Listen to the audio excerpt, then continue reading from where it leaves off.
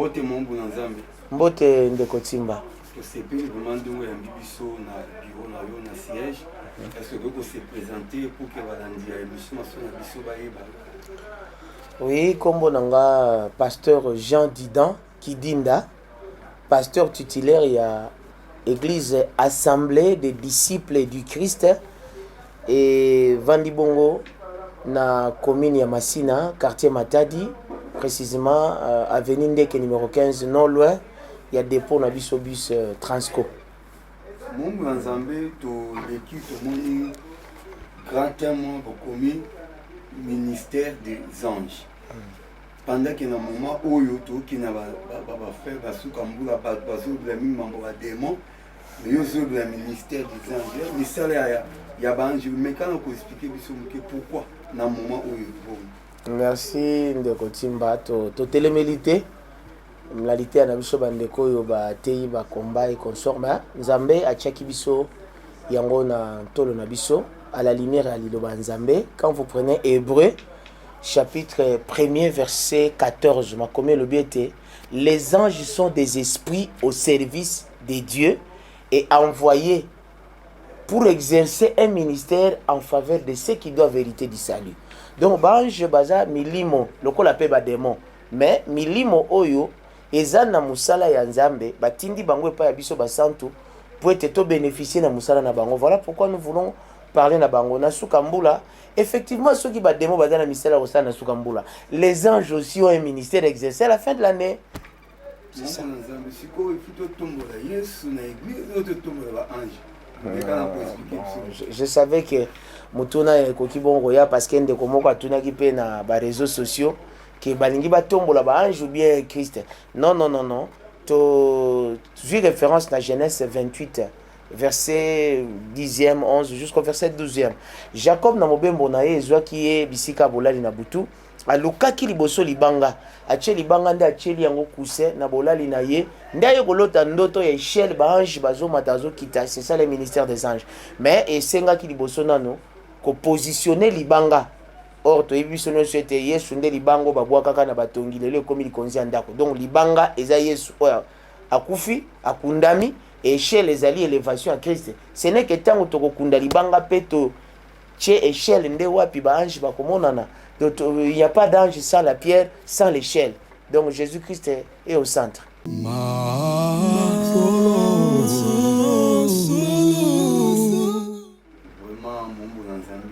quand on a vu ça, on a parce que les abattements, tout le monde a rarement l'église. Les amateurs, ils ont sika. Donc, mais quand on explique ma balandi à émission, on va comprendre madame Nabuzindo, ni de la part tout à fait, Ndekotimba, c'est une grande préoccupation. Le Seigneur nous a révélé ces choses. On peut dire aussi que l'église est un peu en distraction de parler beaucoup des esprits démoniaques et consorts, oubliant qu'il y a d'autres esprits supérieurs aussi, oyo baza na service en Nzambe et puis baza pe ko exercer ministère auprès na biso. Évidemment, ceux qui totangi ma commune en Kolo, ndenge to lobi ete ya liboso ebongi na to tombola na Yesu yango na ministère des anges to bandaki nano na ko tombola Yesu parce que c'est une thématique qui nous prend beaucoup de temps. To zana yango pendant 2 mois. Lelo zoto na boye to lingi to kota na décembre to bandaki le 1er novembre tozo kende ti le 31 décembre en train de parler seulement du ministère des anges. Donc ils ont vraiment voluminé et to bandaki na no liboso ya ko positionner Christ ndenge to lobi na Genèse 28 10 à 12 qui n'en a fait tozo mona Jacob a lingi ala la luki libanga a tieli yango kuse nde aye kolota ndoto échelle bange na Nzambe bazomata pe bazokita. Donc c'est là où nous disons déjà que Jésus-Christ est la pierre angulaire et jeté par ceux qui bâtissaient. Mais voyez pas quitter la pierre angulaire tant qu'on voit qu'il est là commis la principale de langue ou la pierre angulaire. De Yesunde Moboko o ya vandi yende o ya kufaki a posé le fondement na kokota na kati ya mabele et tant Jacob azokende komona échelle wana eza pe ko symboliser yemoko Christ parce que ceux qui botali ndoto ya Jacob accomplissement nango eza na Jean chapitre 1er verset 51 où Jésus-Christ en vérité désormais vous verrez le ciel ouvert et les anges de Dieu monter descendre sur le fils de l'homme. Donc c'est lui l'échelle au bange bazo matape bazo kita. Kunande tango to positionner Christ d'après toujours Hébreu et Yohana dans verset 4e au moment balobi était Jésus-Christ a positionné de manière supérieure, ba tie na position supérieure na ba ange. Akokai na bangote. Tokoya kolobela ba ange te sans que totalisa que Yesu nde azali kolo ya ba angelu pe ba angelu bazana se. Verset 6 Bible ezolobake que les anges de Dieu l'adorent, ba ange ba kumisaye. Donc vous voyez maintenant que on ne peut pas parler des anges qui doivent adorer Jésus sans parler lui-même qui est le centre de l'adoration. Et toke bongo koye ko la pe que ba ange wana bazali ko sala mouvement ya ko mata pe bokita. Nde to mona guide mouvement, il y a mouvement de montée et mouvement de descente. Mouvement ya montée elingi koloba ba uti na se ba mati likolo nde bazongi. Mais mouvement de descente elingi koloba ba ange ba uti likolo ba kiti na se pe bazongi. Donc nous avons deux sortes d'anges. Ndenge pe mwasi ya manoa monaki na Juge 13 verset 6 kuna zo kende komona ete ange wana azalaki amonaki un homme de Dieu mais avec un aspect redoutable comme un ange. Donc ange azana ba aspect mibale aza mutu na nzambe pe aza créature céleste oza ba esprit. Donc tozana ba ange to bengi ba ange terrestre ba utaka na mabele ba mati likolo, ce sont les Éphésiens 4:11. Apôtre, prophète, pasteur, évangéliste et docteur. Bangonde baza ba ange terrestre o baza banganga nzambe ba sacrificateur bazwaka makambo ya bato meme pa na nkolo likolo, l'ainsi dit l'homme. Wanande baza na moto ndenge Hébreu azolobake tu as fait de mes serviteurs de flammes de feu. Donc voilà pourquoi souverain sacrificateur aza moto akoya na parvi liboso etumbelo parce qu'il est l'homme du feu. Mais tokomona lisusu ba ange ba uti likolo bazokita les anges célestes ba wanande bazoya na mouvement prophétique, c'est-à-dire outi na nzambe oyena makambo pa peuple, l'ainsi dit l'Éternel. Ba wanande bible ezobake baza mipepe bazoya na makambo yo eza vraiment spirituel. Et nous pouvons un peu aller aussi plus loin pour dire que si mayabiso kolobela ba ange terrestre eza ba Éphésiens 4:11 tolobaki vraiment mingi ete bongi na biso pe kotala musala oyo nkola pesi bango tango mataki e likolo amemaki bango la ba captif ndenge Éphésiens 4:8 azoba état monté au ciel il a mené des captifs mais na kozongi sa zongi si bango lokola ba don église. C'est pourquoi baza oyo bongi biso to lengele bongi biso to entretenir parce que baza na musala kitoko bazo sa la biso, ce sont les anges terrestres. Mais maintenant quant aux anges célestes wanande tozo kende komona musala na bango to kendaki liboso nanu ko catégoriser bango to bandeli nanu. C'est là où je dirais même bisika tozana nanu parce que nanu to lobeli partie mususu te et sika to sukeli nanu tozo kende ko lobela nanu to classifier ki ba ange céleste na groupe mibale. Tozana ange de l'Éternel et puis tozana armée céleste.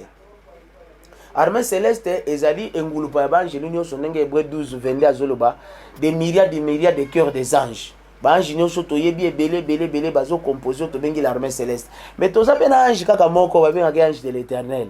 Yende tozo ko la mikolo ange de l'Éternel azanani toke komona yende akutanaki na Agar.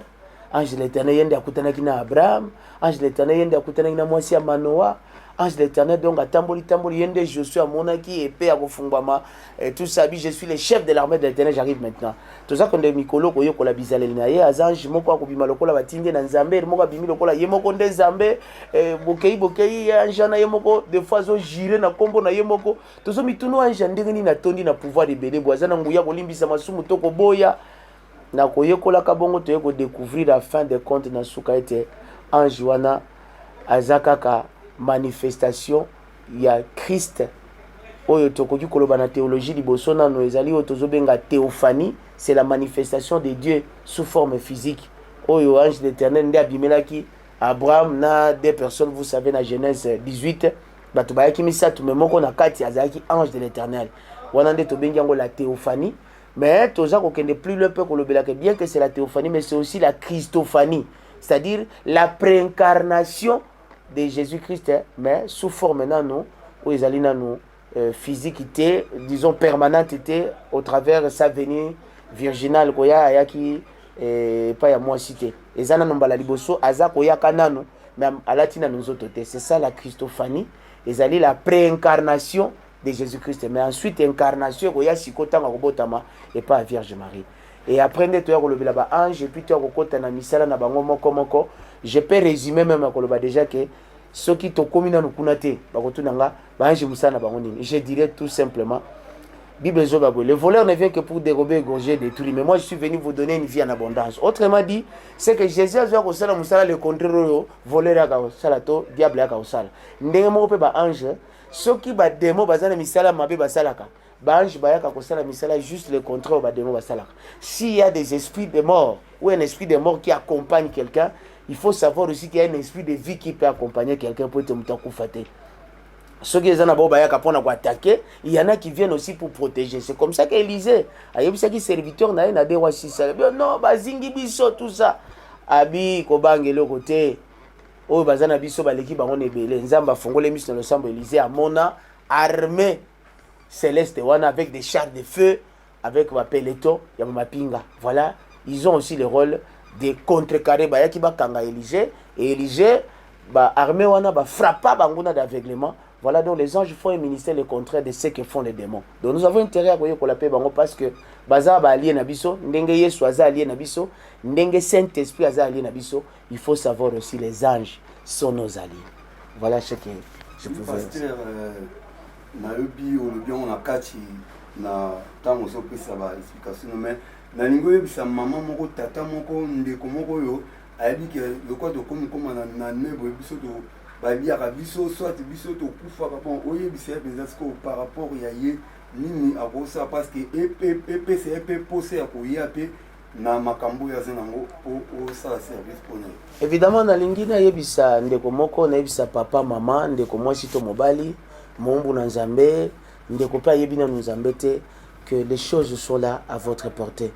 Ndenge ba démon bazalaka libéré na sukambula po basala ba dégâts na informé pe bandeko te les anges sont aussi libérés pour te baya ko protéger contre ba dégâts wana. C'est tout simplement parce que tozalaka ba ignorant. Osée 4:6 ma comme le bête mon peuple périt faute de connaissances. Yaka ko boyebi, tu verras comment tu peux te protéger, comment tu peux être aussi protégé na ministère yo ba tcheli ya ba ange en faveur na yo. Mais yo zoye ba ngote. Les anges peuvent les invoquer aussi Dieu pour que ba ange wana ba kendeka na kosala. Baza na misala na biso toko tinda bango pe. Toko ki peut collaborer na bango baza ba allié na biso et ça va nous amener vraiment à vivre de fin d'année beaucoup plus satisfaisante, glorieuse, avec beaucoup de prouesses. Avec Dieu nous ferons des exploits. Il n'y a pas que Dieu, il y a le Saint-Esprit qui agit, il y a le ministère des anges.